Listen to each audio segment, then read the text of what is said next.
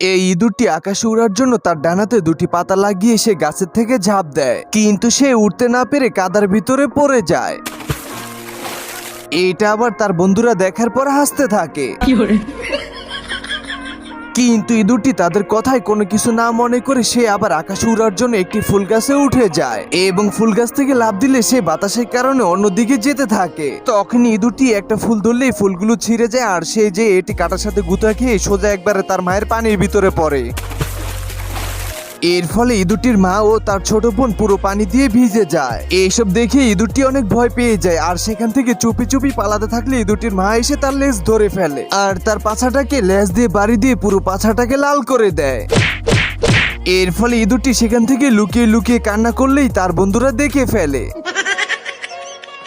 যার কারণে ইঁদুরটা শরম পেয়ে সেখান থেকে যেতে ধরলেই দেখতে পায় একটি মাকড়সা প্রজাপতি ধরে খাওয়ার চেষ্টা করতেছে। তখনই সে একটি লাঠি ভেঙে মাকড়সাটাকে মেরে তার ঘরের ভিতরে ঢুকিয়ে দিয়ে প্রজাপতিটাকে বাঁচিয়ে নিয়ে আসে। তখনই ঘটলো একটি অদ্ভুত ঘটনা, কারণ ইঁদুরটা প্রজাপতির মাথায় হাত দিলে সে প্রজাপতি থেকে মানুষ হয়ে যায় এবং ইঁদুরটাকে বলতে থাকে যে আমি প্রজাপতি নয়, আমি হলাম পরী, আজকে তুমি আমাকে বাঁচিয়েছো, এই জন্য আজকে আমি তোমার একটি স্বপ্ন পূরণ করব, বলো তোমার কি স্বপ্ন পূরণ করতে হবে। তখন ইঁদুরটি বলে আমার অনেক ইচ্ছে আকাশে উড়ার, তুমি আমাকে দুটি ডানা বানিয়ে দিলে খুশি হব। এটা শোনা মাত্রই পরীটা তার দুটি ডানা বানিয়ে দেয়।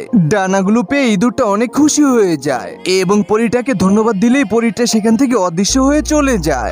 তখন ইঁদুরটা কোনো কিছু মনে না করে সেখান থেকে উড়াল দিয়ে অনেকগুলো পাখির মাঝে চলে যায় এবং সেখানে থাকা সবগুলো পাখি ভয় পেয়ে চলে গেলেও সেখানে একটি পাখির বাচ্চা থেকে যায়। তখনই ইঁদুরটা পাখিটির সাথে ফ্রেন্ডশিপ করতে গেলে পাখিটার মা এসে পাখিটাকে নিয়ে যায়, কারণ ইঁদুরটা বুঝতেই পারতেছে না যে তার ডানা হওয়ার কারণে তাকে এখন পুরো ঈগল পাখির মতো দেখা যায়।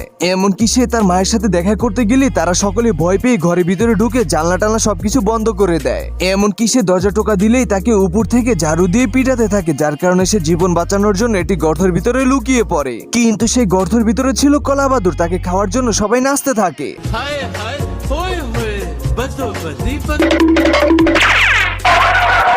এরপরে ইঁদুরটি পানির ভিতরে নিজের চেহারা নিজে দেখেই অনেক ভয় পেয়ে যায় এবং ডানাগুলোকে সে খোলার অনেক চেষ্টা করে, কিন্তু সে পারে না, যার কারণে সেখানে দাঁড়িয়ে দাঁড়িয়ে কান্না করতে থাকে। তখনই সেখানে পরীটা চলে আসে আর বলতে থাকে তুমি কান্না করছো কেন। তখন ইঁদুরটা পরীটাকে সবকিছু বুঝিয়ে বললে পরীটা আবার জাদুর মাধ্যমে তার থেকে পাখাগুলো নিয়ে যায়। এর ফলে ইঁদুরটা অনেক খুশি হয়ে সেখান থেকে দৌড় দিয়ে তার মায়ের কাছে চলে যায়। অন্যদিকে ইঁদুরটির মা তার সন্তানকে আগের মতো ফিরে পেয়ে তাকে বুকে জড়িয়ে নেয় আর ইঁদুরটিকে ধরে চুমু দিতে থাকে। তো বন্ধুরা, গল্পটি কেমন লেগেছে তা কমেন্ট করে জানিয়ে দিন।